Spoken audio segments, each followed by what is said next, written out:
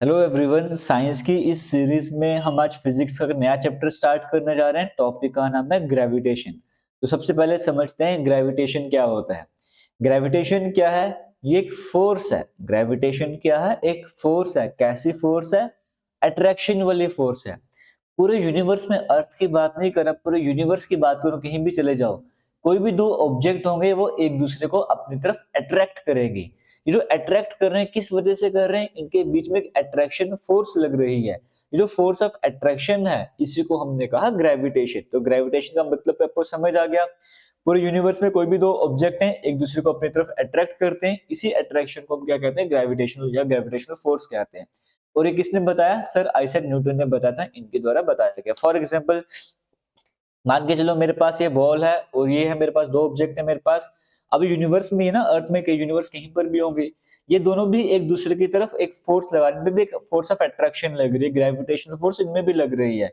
वो अलग बात है, एक दूसरे के पास आ नहीं रहे, अट्रैक्ट नहीं हो रहे, क्यों? ग्रेविटेशनल फोर्स कम है, लेकिन वो लग रही है इस बॉल में। और अगर मैं अर्थ की बात करूं, इनमें भी ग्रेविटेशनल फोर्स लग रही है। ये मेरे पास ये दो ऑब्जेक्ट है, इनमें भी ग्रेविटेशन। यूनिवर्स में कोई भी दो ऑब्जेक्ट हैं वो एक दूसरे को अट्रैक्शन, उनमें ग्रेविटेशनल फोर्स लगती ही लगती है। अब वो डिपेंड करता है, ग्रेविटेशनल फोर्स ज्यादा है तो वो अट्रैक्ट करेंगे, ग्रेविटेशनल फोर्स कम है तो वो नहीं करेंगे। समझ गए हो? लेकिन रिपल नहीं करते, अट्रैक्ट करने का काम करेंगे। तो एक दूसरे को अपने पास लाने की कोशिश करेंगे। ये है ग्रेविटेशनल फोर्स या फिर ये है ग्रेविटेशन। अब न्यूटन जी ने इसके बारे में बताया, तो न्यूटन लॉ ऑफ ग्रेविटेशन क्या है वो भी समझ लेते हैं। मान के चलो हमारे पास कोई दो ऑब्जेक्ट हैं, एक है जिसका मास m1 है और दूसरा है जिसका मास m2 है।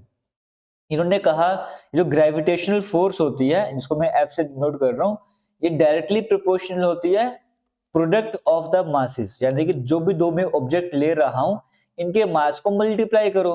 अगर आंसर ज्यादा आता है, दोनों के मास को मल्टीप्लाई करने पे अगर आंसर ज्यादा आता है, यानी कि मास ज्यादा है, तो ग्रेविटेशनल फोर्स भी ज्यादा होगी। अगर मास कम होगा तो ग्रेविटेशनल फोर्स भी कम होगी। पहला लॉ तो ये कहता है कि डायरेक्टली किस पे डिपेंड कर रहा है? दोनों ऑब्जेक्ट के मास के प्रोडक्ट पे डिपेंड करता है। दूसरी बात इन्होंने बोली कि जो फोर्स है ये इनवर्सली प्रोपोर्शनल है किसके?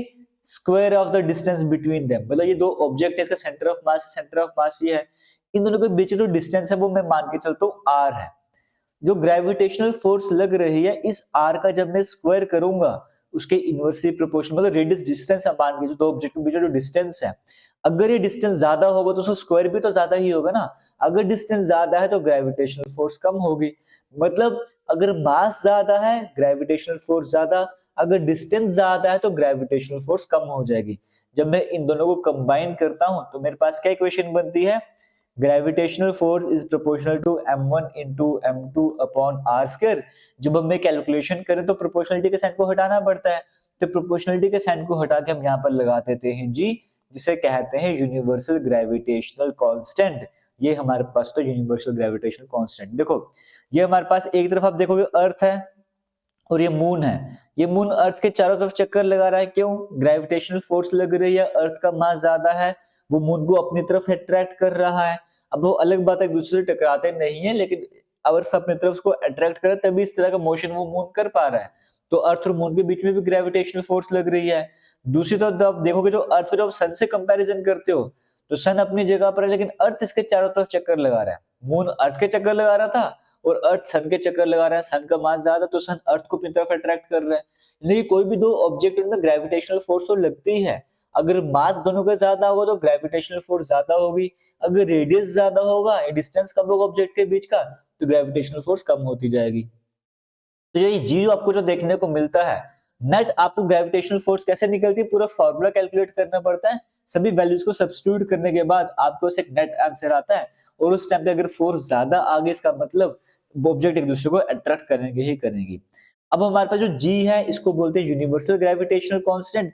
इसकी वैल्यू डायरेक्टली एग्जाम में भी पूछी जाती है। इसकी वैल्यू होती है 6.67 इंटू 10 की पावर -11। बड़ा कम है, 0.6 पॉइंट करते करते 6-7 पे आप जाओगे, बड़ी कम होती जी की वैल्यू। 6.67 इंटू 10 की पावर -11 न्यूटन मीटर स्क्वायर पर केजी स्क्वायर। समझ गए हो? तो मतलब पॉइंट की टर्म्स में जी की वैल्यू होती है। अगर ये दो ऑब्जेक्ट मैंने आपको स्टार्टिंग में बताया था, इसका मास तो कुछ ग्राम है, इसका भी कुछ ग्राम है, उन दोनों ऑब्जेक्ट का मास में 1-1 किलो को भी दो ऑब्जेक्ट ले लूंगा, कुछ समझाने के लिए बता रहा हूँ, तो भी हमारे पे जो ग्रेविटेशन फोर्स लगेगी वो 0.00000 करते थे 67, इतनी कम ग्रेविटेशन फोर्स होगी तो कैसे एक दूसरे को अट्रैक्ट करेंगे। अर्थ की बात करूंगा या दूसरे ऑब्जेक्ट की बात करूंगा, वो बड़े बड़े ऑब्जेक्ट्स हैं, प्लैनेटरी ऑब्जेक्ट्स हैं, उनका मास ज्यादा होता है तो आंसर भी ज्यादा आएगा ना, इसलिए वो एक दूसरे को अट्रैक्ट कर पाते हैं। समझ गए? तो जी पूरे यूनिवर्स में कहीं भी चले जाओ, आपको कुछ भी कैलकुलेट करना है तो जी की वैल्यू को यही लेनी है, और न्यूटन मीटर पर स्क्वायर पर केजी स्क्वायर इसकी एसआई यूनिट होती है। और अगर कभी आपको भूल भी जाए कि 6 पॉइंट, क्योंकि एग्जाम में जनरली क्या होता है कई बार ऑप्शंस में वैल्यू तो सेम होती है बट यूनिट्स चेंज होती हैं, आपको कैसे कैलकुलेट करना है। ये जी हमारे पास है ना, ये एफ एफ यहीं पे रख दो, आर स्क्वायर से तो मल्टीप्लाई हो जाएगा, जी मैंने वहीं पे रख दिया, m1 इंटू m2 आ जाएगा ना। तो फोर्स क्या होता है, न्यूटन, फोर्स की न्यूटन लिख दो, आर मतलब डिस्टेंस है मीटर, मीटर का स्क्वायर कर दिया, ये भी केजी ये भी केजी, केजी को केजी से मल्टीप्लाई करो केजी स्क्वायर आ जाता है। तो ये यूनिट भी आपको पता होनी चाहिए। तो ग्रेविटेशन क्या है, न्यूटन्स लॉ ऑफ ग्रेविटेशन क्या, अगर आपको ये समझ आ गया है तो आगे चलते हैं हम दूसरे इंपॉर्टेंट स्लाइड की तरफ। ये बता रहा है जो ग्रेविटेशनल फोर्स की कैरेक्टरिस्टिक्स कैसे, कुछ प्रॉपर्टीज आपको पता होनी चाहिए। पहले ये यूनिवर्सल फोर्स है, यानी कि यूनिवर्स में हर कोई भी दो ऑब्जेक्ट होंगे के बीच में लगेगी लगेगी, कंडीशन के ऑब्जेक्ट का मास होना चाहिए, अगर मास है तो उनमें ग्रेविटेशनल फोर्स लगेगी ही लगेगी, चाहे बड़ा ऑब्जेक्ट हो चाहे छोटा ऑब्जेक्ट हो, हर एक ऑब्जेक्ट एक दूसरे को अट्रैक्ट करता ही करता है। अब वो अलग बात है एक दूसरे के पास आएंगे नहीं आएंगे, वो फोर्स पे डिपेंड करता है। हमेशा ही फोर्स अट्रैक्टिव होगी, कभी भी रिपल्सिव नहीं होगी। जैसे मैग्नेट्स की बात करें, कुछ अट्रैक्ट करेंगे और रिपल्स भी करते हैं, बट ग्रेविटेशनल फोर्स का हमेशा हमेशा अट्रैक्ट ही करेगी, ये बात आपको पता होनी चाहिए। लॉन्ग रेंज फोर्स मतलब ये वर्क तब करते हैं डिस्टेंस बहुत ज्यादा हो, प्लैनेट स्टार्स इनमें भी वर्क आराम से करती है। और सबसे इंपॉर्टेंट जैसे एग्जाम में भी क्वेश्चन बनता है, ये एक वीकेस्ट फंडामेंटल फोर्स है। चार फंडामेंटल फोर्सेस की हम बात करते हैं, gravitational force, electromagnetic force, strong nuclear force, weak nuclear force. इन सब में सबसे जो वीकेस्ट है वो क्या है, ग्रेविटेशनल फोर्स है ना। तभी आप देखते हो ना यहाँ पे, जैसे आपने अब छोटा सा मैग्नेट लेकर आओ है ना, एक मैग्नेट लेकर आओ, एक पिन यहाँ पर तो लोहे की, छोटे से मैग्नेट है, पिन को अपनी तरफ अट्रैक्ट कर लेता है, जबकि अर्थ जो है, अर्थ की ग्रेविटी, अर्थ ने जो है इसको अपनी तरफ अट्रैक्ट कर रखा हुआ, तभी ये मूवमेंट ऊपर नहीं कर पा रहा है ना। लेकिन जब छोटा सा मैग्नेट आप लेकर आओगे वो इस पिन को ऊपर की तरफ लेके जाएगा, यानी कि अर्थ की जो ग्रेविटेशनल फोर्स है उसके अगेंस्ट में इसको ऊपर की तरफ उठा लेगा, यानी कि मैग्नेट की भी जो फोर्स है वो अर्थ की ग्रेविटेशनल फोर्स से ज्यादा है। अब ऐसे ये बताने की कोशिश मैं आपको कर रहा हूँ कि वीकेस्ट फंडामेंटल फोर्स है ये। आगे चलते हैं, मास और वेट में क्या डिफरेंस होता है। मास होता है कोई भी ऑब्जेक्ट है उसमें कितना मैटर है, जैसे हमें हमारे अंदर कितना मैटर पड़ा वो सारा क्या हमारा मास हो जाता है। जबकि वेट क्या होता है, वेट हम बोलते हैं एक ऐसी फोर्स जिसके अकॉर्डिंग अर्थ ऑब्जेक्ट्स को अपनी तरफ अट्रैक्ट करता है। ये अर्थ है हमारा, मान के चलो इसके ऊपर ऑब्जेक्ट है, या आप ही हो, कोई बॉल है, कुछ भी है, इसका मास क्या होगा, इसके अंदर कितना कंटेंट भरा हुआ है, कितना मैटर है इसके अंदर, वो इसका मास हो जाएगा। बट वेट क्या होता है, ये जो बॉल है ना, इस पे अर्थ ग्रेविटेशनल फोर्स लगा रहा है, इसको अपनी तरफ खींचने की कोशिश कर रहा है, कितनी फोर्स अर्थ इस पे, कितनी फोर्स लगे अर्थ इसको अपनी तरफ खींचने की कोशिश कर रहा है, ये हमारे पास वेट हो, ये हमारे पास वेट हो जाएगा। तो मास अलग है और वेट अलग है। मास एक स्केलर क्वांटिटी है जबकि वेट एक वेक्टर क्वांटिटी है। मास के सही यूनिट केजी होती है, कितने किलोग्राम का वो ऑब्जेक्ट हम बोलते हैं, जबकि वेट की बात करूंगा, वेट की एसआई यूनिट न्यूटन होती है। मास हर जगह सेम रहेगा, अगर आप यहाँ पर हो तो आपका मास अगर 60 केजी है तो वो मून में चले जाओगे तब भी 60 केजी ही रहेगा, यूनिवर्स में कहीं भी जगह पर जो अंदर का कंटेंट है, मैटर है, वो तो उतना ही रहने वाला है ना, बट वेट चेंज हो जाता है। अर्थ में आपका वेट अलग होगा, मून में आपका वेट अलग होगा, किसी और प्लैनेट में वेट आपका अलग होगा, क्योंकि वेट क्या है, आपको जो प्लैनेट है, जैसे अर्थ की बात करेंगे, अर्थ कितनी फोर्स लगे खींचने का काम कर रहा है, मून कितनी फोर्स लगे आपको अपनी तरफ अट्रैक्ट कर रहा है, तो ये वैरी करता जाएगा वेट आपका, बट मास हर जगह सेम ही रहता है, ये आपको पता होना चाहिए। जो आपका वेट है ना मून में, वो 1/6 हो जाता है आपका अर्थ, जैसे अर्थ में आपका वेट 60 है, अर्थ में आपको वेट 60 केजी आ रहा है, जब मून में जाओगे तो 60/6 मतलब 10 बच जाएगा आपके पास, 10 न्यूटन के आसपास आप बोल सकते हो, वो बच जाएगा, समझ गए हो। जो वेट होगा वो वेट वेरी करता है, अगर ये अर्थ में 60 आ रहा है तो मून में जाके 10 बन जाएगा, क्यों, क्योंकि वेट एक फोर्स है, जबकि मास क्या है, अमाउंट ऑफ मैटर है। तो मास और वेट के बीच का बेसिक डिफरेंस आपको अगर समझ आया, तो ग्रेविटेशनल फोर्स की तब से बात कर रहे, अब हम बात करते हैं एक्सेलरेशन ड्यू टू ग्रेविटी। ये एक्सेलरेशन ड्यू टू ग्रेविटी क्या है वो समझ लो। इसका फॉर्मूला हमारे पास ये आ चुका है, कैसे आता है, सिंपल सा कंसेप्ट वही आ जाता है हमारे पास। हम बोलते हैं ना कि वेट का फॉर्मूला क्या होता है, mg, मास इनटू जो जी ग्रेविटी के हमारे पास वैल्यू होती है, सॉरी हम बोलते हैं w equals to m into a, है ना, ऐसे निकालते हैं। हम बोलते हैं force equals to mass into acceleration, ये हमारे पास फोर्स का फॉर्मूला होता है। अब दूसरी तरफ जब हम वेट की बात करते हैं, वेट के बारे में हम क्या बोलते हैं, वेट के बारे में हमने जैसे अर्थ में हमें, तो हम बोलते हैं अर्थ जैसे जैसे मून है, जैसे एप्पल है, एप्पल ऊपर से नीचे की तरफ ही क्यों गिर रहा है, क्योंकि इसमें क्या है, नीचे इसलिए लगेगा कि अर्थ इसको अपनी तरफ अट्रैक्ट कर रहा है, ग्रेविटेशनल फोर्स है ना, तो अर्थ इसको अपनी तरफ अट्रैक्ट कर रहा है, अर्थ अपनी तरफ फोर्स कर रहा है, तभी नीचे की तरफ आ रहा है। तो जो वेट हमारे पास आएगा, जैसे अगर मैं अर्थ के रिस्पेक्ट से बात करूंगा, ये ग्रेविटेशनल फोर्स की वजह से ही नीचे आ रहा है ना, तो यहाँ पे जो ग्रेविटेशनल फोर्स है वो मेरे पास क्या हो जाएगा, G into M1 into M2 upon R square, ये मेरे पास आपको देखने को मिलता है। जब इन दोनों इक्वेशंस को मैं इक्वेट करता हूँ यहाँ पे ऐसे करके, तो एक M और एक M यहाँ पर कट जाता है, तो मेरे पास क्या बच जाता है यहाँ पे, G जैसे G M1 R upon R square equals to A, ये मेरे पास बच जाता है, वही फॉर्मूला आपको देखने को मिल रहा है। अब ये जो एक्सेलरेशन है इसको हम बोलते हैं एक्सेलरेशन ड्यू टू ग्रेविटी, एक होती है नॉर्मल एक्सेलरेशन जो हम फॉर्मूले में यूज करते हैं, बट जब हम ग्रेविटेशन चैप्टर की बात करते हैं, जो एक्सेलरेशन हम बोल रहे हैं कि ये जो एप्पल है वो अर्थ की तरफ अट्रैक्ट कर रहा है, हम इसको बोलते हैं एक्सेलरेशन तो है बट ग्रेविटी की वजह से है, तो एक्सेलरेशन ड्यू टू ग्रेविटी। अब बार बार ए को हम एक्सेलरेशन ड्यू टू ग्रेविटी ना बोलने की बजाय इसको हम सिंबल ही चेंज कर देते हैं, इसको हम किससे डिनोट करते हैं, जी से डिनोट करते हैं। तब मैं ए की जगह जी लिखता हूँ, जी का मतलब क्या है, ये वो एक्सेलरेशन जो ग्रेविटी की वजह से है, तब भी हम एक्सेलरेशन ड्यू टू ग्रेविटी को जी से डिनोट करते हैं। फॉर्मूला को समझा कि क्या होता है। अब एक्सेलरेशन ड्यू टू ग्रेविटी है ना, अब इसकी जब मैं बात करता हूँ, देखो कैलकुलेट करना है, अगर आपको अर्थ में कैलकुलेट करना है तो अर्थ का रेडियस आपको पता है इतना, अर्थ का मास आपके सामने इतना है। जब इन वैल्यूज को यहाँ पे सब्स्टिट्यूट करोगे, जी की वैल्यू आपको पता है 6.67 10 की पावर -11 आपको बताया मैंने, सभी वैल्यूज को सब्स्टिट्यूट करोगे तो हमारे अर्थ पर जो जी की वैल्यू आती है वो कितनी आती है, 9.8 मीटर पर सेकंड स्क्वायर आपको देखने को मिलती है। ये बड़ा इंपॉर्टेंट, ये भी समझिएगा, जो हमारी अर्थ पर जी की वैल्यू लेगी, जो अर्थ है किसी भी ऑब्जेक्ट को जो अपनी तरफ खींचता है, अट्रैक्ट करता है, तो किस अट्रैक्शन से उसको ला रहा है अपनी तरफ, 9.8 मीटर पर सेकंड स्क्वायर की स्पीड से, एक्सेलरेशन है ये हमारे पास। जी की वैल्यू क्या है अर्थ में, 9.8 मीटर पर सेकंड स्क्वायर, लेकिन जी की वैल्यू मून में चेंज हो जाएगी क्योंकि मून अलग फोर्स से अट्रैक्ट करने का काम कर रहा है, मून का मास अलग हो जाएगा, उसका रेडियस अलग हो जाएगा, तो उसकी जब वैल्यू सब्स्टिट्यूट करोगे तो मून में जो मास, मून में जो एक्सेलरेशन ड्यू टू ग्रेविटी आता है वो कितना आता है, 1.6 मीटर पर सेकंड स्क्वायर, ये था 1/6 आपको मैंने बताया था ना वेट हो जाता है, वो इस वजह से होता है। तो जो अर्थ पर एक्सेलरेशन ड्यू टू ग्रेविटी की वैल्यू है वो अलग है, मून पर अलग है। मरकरी का रेडियस मास आपको बताया, मरकरी पे जो एक्सेलरेशन ड्यू टू ग्रेविटी की वैल्यू है वो 3.61 हो जाएगी, वीनस में 8.83 हो जाएगी, मार्स में 3.75, जुपिटर बड़ा है ना तभी वहां पर देखो 26.0 आपको देखने को मिल रहा है, उसका मास भी बड़ा है, 26.0 आपको वहां पे एक्सेलरेशन ड्यू टू ग्रेविटी की वैल्यू मिलती है। सभी प्लैनेट में एक्सेलरेशन ड्यू टू ग्रेविटी की वैल्यू वो बताया गया, बट आपको अर्थ की और मून की जो है वो अच्छे से याद होनी चाहिए। अब ये भी वैरी करती है, हमारा अर्थ तो बिल्कुल देखो आपको पता है ये पोल होते हैं ना, नॉर्थ पोल साउथ पोल, ये हमारे पास इक्वेटर सेंट्रिस्ट लाइन डिवाइड कर रही है, वो इक्वेटर वाली लाइन हमारे पास है। आपको पता है अर्थ की शेप लगभग ऐसी होती है, अप्रोक्सीमेट आप ऐसे समझ सकते हो। यहाँ पे जो पोल हैं उनका सेंटर से अगर मैं पोल मान के चलूं वो डिस्टेंस कम होगा, बट इक्वेटर की बात करूं वो बड़ा हो जाएगा, यानी कि यहाँ पे देखो रेडियस अलग, यहाँ पे रेडियस अलग है, तो रेडियस वाला फॉर्म तो यूज करते ही हो ना, तो यानी कि हमारे अर्थ में भी जो जी की वैल्यू वो डिफरेंट लोकेशन पे डिफरेंट देखने को मिलेगी। जब मैं पोल की बात करता हूँ, पोल में जो ये वैल्यू है 9.832 मीटर पर सेकंड, जिसको हम 9.8 ही बोलते हैं, और इक्वेटर में ये वैल्यू थोड़ी सी कम हो जाती है, इक्वेटर में वैल्यू कितनी है 9.780। ये भी एग्जैक्टली इनको याद कर लेना, काम आने वाला है। तो आपको यहाँ से ये समझ आ रहा है कि जी की वैल्यू वेरी करती है, हम जो वैल्यू पढ़ते हैं ना 9.8 वो पोल वाली वैल्यू थी, पोल्स में ये वैल्यू होती है, तो इक्वेटर में क्या होती है 9.78। हालांकि जब हम न्यूमेरिकल करते हैं इसको हम डायरेक्टली 10 मीटर पर सेकंड स्क्वायर मान के चलते हैं, सो दैट हमारी कैलकुलेशन इजी हो जाए। बट फिलहाल आपको इतना समझ आ रहा होगा एक्सेलरेशन ड्यू टू ग्रेविटी की वैल्यू चेंज करती है लोकेशन के हिसाब से। बाकी जी वैरी करता है, अगर आप हाइट में बढ़ते जाओगे, जैसे मान ये सेंटर है ना हमारे पास, है ना, ये नॉर्थ पोल है, कोई पर्सन यहाँ पर है, अगर ये हाइट में जाता जाएगा, हाइट में जाता जाएगा, तो जितनी ज्यादा हाइट बढ़ती जाएगी तो एक्सेलरेशन ड्यू टू ग्रेविटी की जो वैल्यू है वो कम होती जाएगी।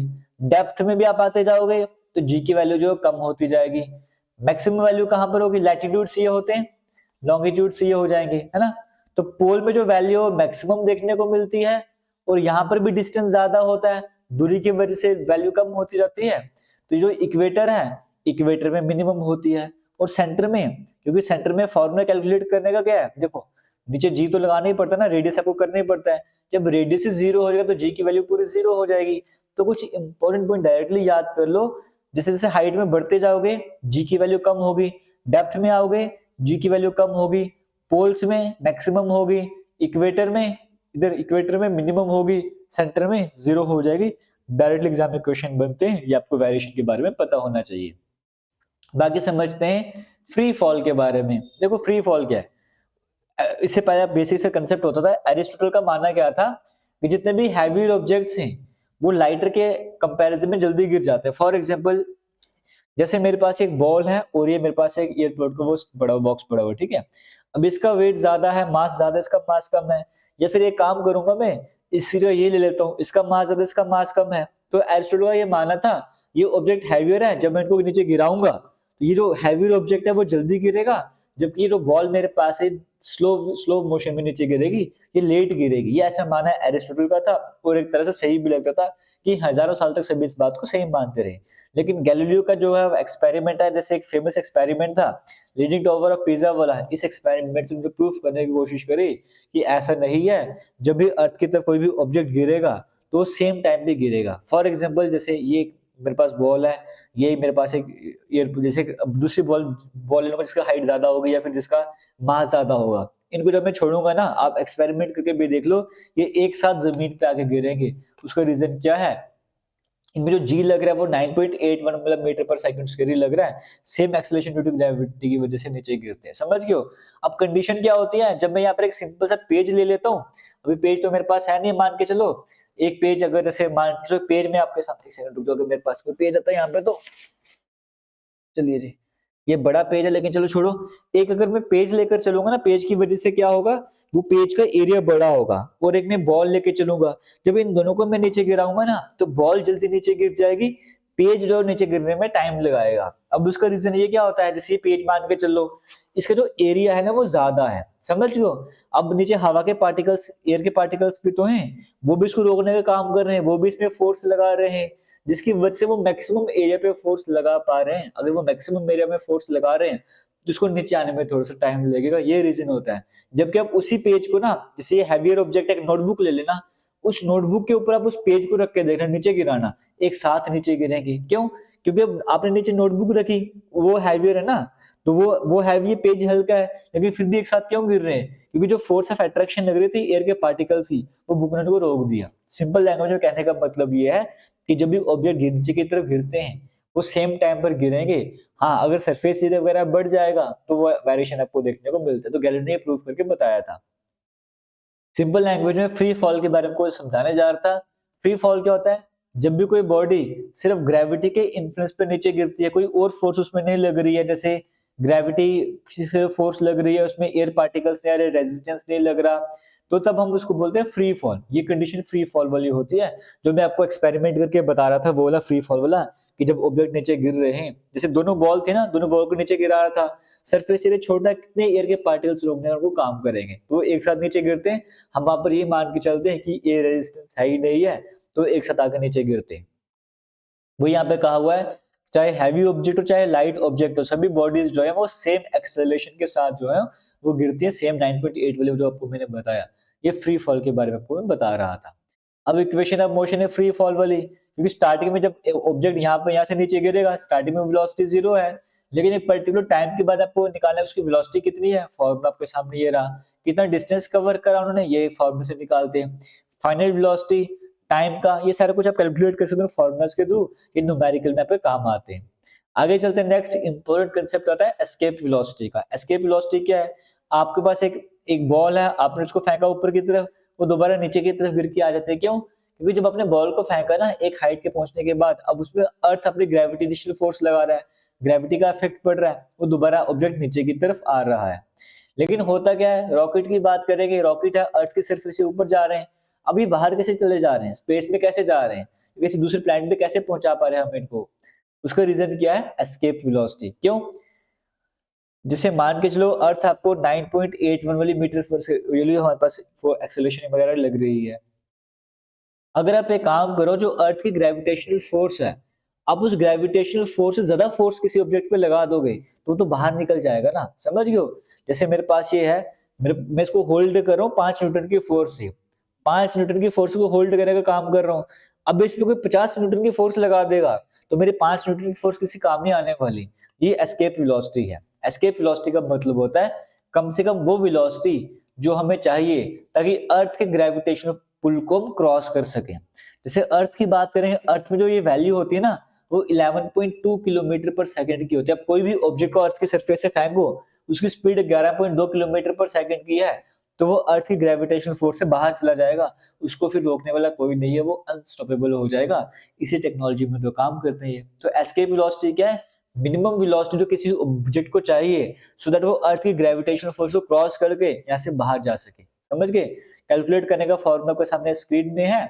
अब इसको फॉर्मूला को यूज करके आपको मून में कैलकुलेट करना है। तो मून की एस्केप वेलोसिटी 2.38 किलोमीटर पर सेकंड है। वहां पे ग्रेविटेशनल फोर्स वीक होती है थोड़ी सी अर्थ के कंपैरिजन में, तो वहां पे थोड़ी सी अगर आप स्पीड दोगे तो बाहर निकल जाएगा। तो मून की जो एस्केप वेलोसिटी वो 2.38 किलोमीटर पर सेकंड है। मार्स की अलग है, जुपिटर की अलग है, अर्थ की आपको मैंने बता दिया। ये सब कुछ ग्रेविटेशनल फोर्स आपको देखने को मिल रहे हैं। बाकी वहां पे तो एटमॉस्फेयर वगैरह भी नहीं होता। एस्केप वेलोसिटी की बात आपको समझ आ गया होगा। इसी तरीके से एक ऑर्बिटल वेलोसिटी भी होती है। ये वो वेलोसिटी है जिसके अकॉर्डिंग ऑब्जेक्ट्स जो है वो अर्थ के अराउंड रिवॉल्व करते रहते हैं पर्टिकुलर ऑर्बिट में। समझियो? ये जो जैसे ये मान जो अर्थ है, इसके चारों तरफ क्या है? सैटेलाइट्स हैं, मान के चलो। ये एक ऑर्बिट में जा रही है, ये अर्थ के ऊपर आके क्यों नहीं गिरी दोबारा से? क्योंकि इन्होंने एक वेलोसिटी अचीव कर ली, इसको ऑर्बिटल वेलोसिटी कहते हैं।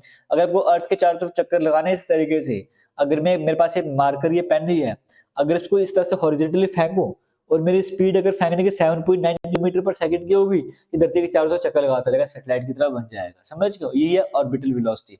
एस्केप वेलोसिटी तक धरती से बाहर निकलना है ग्रेविटेशनल फोर्स से, और ऑर्बिटल वेलोसिटी है इसके चक्कर लगवाने, वो सैटेलाइट जैसे काम कर रहे हैं, वो ऑर्बिटल वेलोसिटी है। और ये बाकी आपको पता है कि सेंट्रीपिटल फोर्स लगती है, उस पूरा डेप्थ में नहीं जाऊंगा। सिंपल इसकी वैल्यू आपको पता होनी चाहिए, 7.9 किलोमीटर पर सेकंड। अब इस चैप्टर में एक इंपॉर्टेंट कंसेप्ट और आता है, वो होता है केपलर्स के लॉ, प्लैनेटरी मोशन के। देखो जी, ये किसने दिए? जॉन केपलर ने लॉ दिए थे। और किस पर बेस्ड थे ये? टाइको ब्राहे, जो इनके आप सीधे बोल सकते हो, इनके मेंटर बोल सकते हो, उनकी ऑब्जर्वेशन थी, उनको इन्होंने इस्तेमाल किया, यूज किया, और ये लॉ वगैरह इन्होंने दिए थे। और ये किस पे अप्लाई होता है? सन के चारों तरफ जो भी प्लैनेट्स मोशन करते हैं उन पे अप्लाई होता है, बल्कि सैटेलाइट्स हर एक ऑब्जेक्ट में जो भी चक्कर लगाएगा दूसरे को वहां पे अप्लाई वगैरह हो जाता है। तो कीपलर्स लॉ, प्लैनेटरी मोशन क्या है और इनकी जरूरत क्या पड़ी? इनके लॉ आने से पहले सभी बिलीव करते थे जैसे कि जितने भी प्लैनेट्स हैं वो परफेक्ट सर्कल में मूव करते हैं। समझियो? कि जैसे अगर ये एक ऑब्जेक्ट है, इसके चारों तरफ परफेक्ट सर्कल में मूव करते जाएंगे, पहले सबका ये मानना था। दूसरा, ये बोलते थे कि सबकी स्पीड जो कांस्टेंट रहती है। और जब इन्होंने इनको करेक्ट करा तो 3 लॉ सामने लाए, उन लॉ के अकॉर्डिंग हमें क्या पता लगा वो समझते हैं। फर्स्ट लॉ हमारे पास आता है, इसको बोलते हैं लॉ ऑफ इलेक्ट्रिकल ऑर्बिट्स। अब यहाँ पर क्या कहता है? ये कहता है कोई भी जो प्लेनेट है ना, सबसे पहले तो पहले थ्योरीज गलती सभी मानते थे कि जो अर्थ है वो सेंटर में सूरज चक्कर लगाता है ना, इस तरह से थ्योरीज वगैरह आती गई। फिर दूसरी थ्योरी क्या है? नहीं, सन ही सेंटर में है, लेकिन अर्थ तो चक्कर लगा रहा है, लेकिन वो सर्कुलर चक्कर लगा रहा है। फिर बाद में सामने हमारे केपलर आते हैं, ये कहते हैं कि प्लैनेट जो सन के चक्कर तो लगाता है, लेकिन इलिप्टिकल ऑर्बिट में लगाता है। जैसे ये आपको देखने को मिल रहा है, ये सन है, ये अर्थ घूम तो रहा है, लेकिन देखो मोशन कैसा है, इलिप्टिकल मोशन आपको ये देखने को मिल रहा है। देख रहे हो? ये इलिप्टिकल ऑर्बिटल मोशन देखने को मिल रहा है। ये मतलब एक साइड थोड़ा डिस्टेंस कम होता है, एक साइड डिस्टेंस ज्यादा होता है। हर बार जब भी वो मूवमेंट कर रहा है, आप देखो एक साइड डिस्टेंस कम, एक साइड डिस्टेंस ज्यादा है, ये आपको देखने को मिलता है। तो जो प्लैनेट्स मूव कर रहे हैं वो किस ऑर्बिट में मूव करते हैं? इलिप्टिकल ऑर्बिट में मूव करते हैं। और जो सन होता है ना, वो किन्हीं भी 2 फोकाई में एक टाइप आपको देखने को मिलेगा। अब देख, जैसे इलिप्टिकल पाथ आपको ये देखने को मिल रहा है, ठीक है? इसमें क्या था? सेंटर आप ये मान के चलो, है ना, सेंटर ये मान के चलो। इसको हम बोलते हैं माइनर एक्सिस क्योंकि छोटा है, और यहाँ पे थोड़ा डिस्टेंस ज्यादा होता है, इसको हम बोलते हैं मेजर एक्सिस। समझ गए? अब इन दोनों में ना, दोनों साइड में एक यहाँ पे फोकस पॉइंट कहीं ना कहीं पर देखने को मिलता है। तो इन्होंने कहा कि जो हमारा सन है ना, वो किसी न किसी एक फोकस पे, किसी प्लैनेट के लिए वो यहाँ पर होगा, किसी प्लैनेट के लिए वो यहाँ पर होगा, लेकिन हर टाइम पे सन जो है वो फोकस पे ही लोकेटेड होता है। और जो बाकी प्लैनेट से वो चक्कर लगाते हैं किस ऑर्बिट में? इलिप्टिकल ऑर्बिट में चक्कर लगाते हैं। फिर 2 फोकाई आपको ये मैंने बता दिया। और जो डिस्टेंस होगा प्लैनेट का सन से वो चेंज होता है, क्योंकि जब देखो सन यहाँ पर मान के चलो, अर्थ अगर यहाँ पर तो डिस्टेंस अलग है, यहाँ पर तो डिस्टेंस अलग होगा, यहाँ पर डिस्टेंस अलग, यहाँ पर अर्थ को डिस्टेंस अलग होगा, तो डिस्टेंस चेंज होता रहता है, आपको पता होना चाहिए।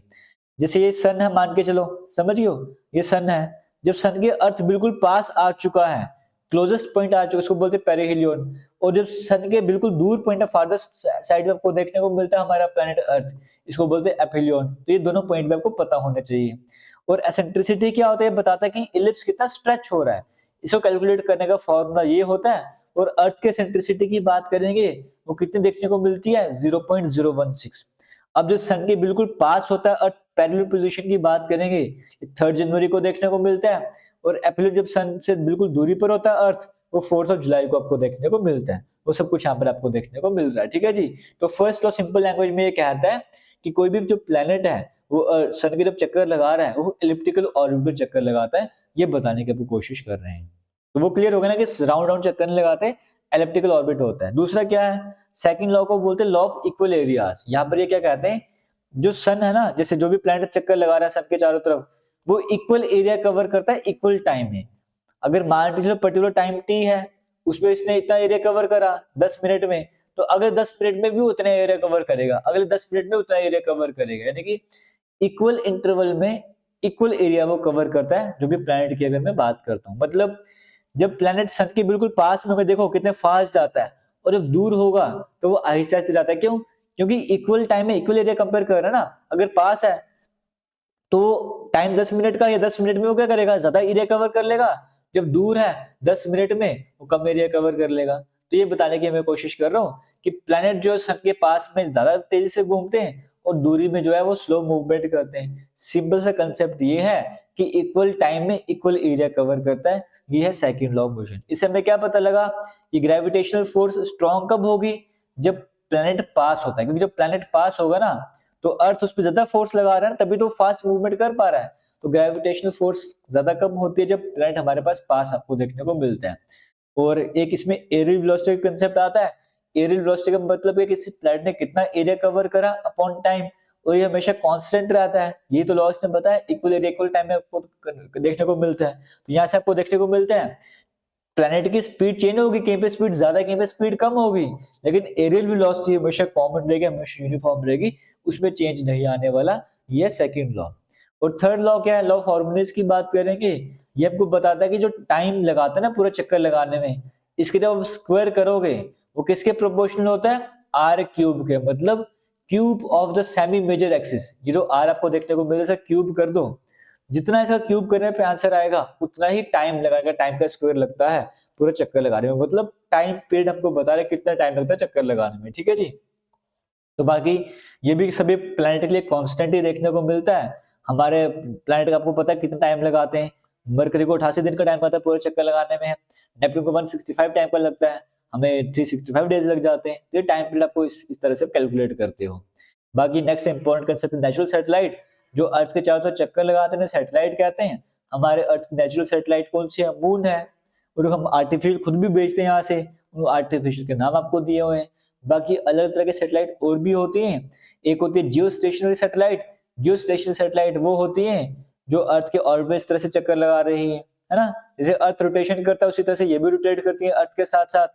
ये आपको देखने को मिल रहा है। सेम तरीके से अर्थ मूव कर रहा है वेस्ट से साउथ ईस्ट में, ये भी वेस्ट से ईस्ट में मूवमेंट करते हैं, है ना। इस तरह से मतलब लैटिट्यूड्स की तरह ये भी मूवमेंट वगैरह कर रहे हैं। और ये लगभग 36,000 किलोमीटर की हाइट पे आपको देखने को मिलते हैं। और डायरेक्शन आपको बता दिया, जैसे अर्थ 24 घंटे में पूरा रोटेशन करती है, इनको भी 24 घंटे लगते हैं रोटेशन करने में। और ऑर्बिटल वेलोसिटी लो की होती है। इनको हम यूज करते हैं वेदर फोरकास्टिंग के लिए, कम्युनिकेशन के लिए, डिजास्टर वार्निंग सिस्टम के लिए, डिजिटल सर्विसेज के लिए। इन सर्विसेज के लिए हमें जियो स्टेशनरी सैटेलाइट को इस्तेमाल करते हैं। हमको लगता है स्टेशनरी की जगह पे, क्योंकि अर्थ के साथ मूवमेंट करती है ना, आपको लगता है मूवमेंट ही नहीं हो रही है, तो जियो स्टेशनरी सैटेलाइट आपको ये देखने को मिलती है।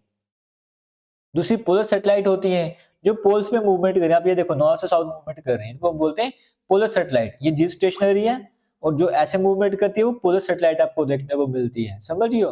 तो ये मैपिंग में काम आते हैं, स्पाई का काम आता है, वेदर के काम आती है, मिलिट्री सर्विलेंस के काम आती है, रिमोट सेंसिंग के काम आती है। ये टाइम पे 90 मिनट का आपको देखने को मिलता है, 1.5 घंटे का टाइम आपको देखने को मिलता है, टाइम में कवर कर लेते हैं। जैसे वो उसका 24 घंटे का है जियो स्टेशनरी वाली का, इसका 90 मिनट का टाइम आपको देखने को मिलता है। और हाइट कम होती है इसलिए इमेजेस आपको प्रॉपर मिल पाती हैं। एचडी इमेजेस आप बोल सकते हो, स्पाई में काम आती है, मैपिंग में काम आती है वाली। और जियो स्टेशनरी की हाइट ज्यादा होती है, वहां पे इमेजेस आपको परफेक्ट नहीं मिल पाती है, समझ गए हो। ये कुछ डिफरेंस थे, आपको मैंने वो शेयर करने की कोशिश करी है। अब उम्मीद करता हूँ ये जो चैप्टर आपको समझ आया होगा। फिर भी किसी तरीके का डाउट है आप कमेंट सेक्शन में जरूर कमेंट कीजिएगा। तो नेक्स्ट पार्ट कवर करने से पहले आपको मैं क्लियर करवा दूंगा। थैंक यू, जय हिंद। शेयर कीजिए।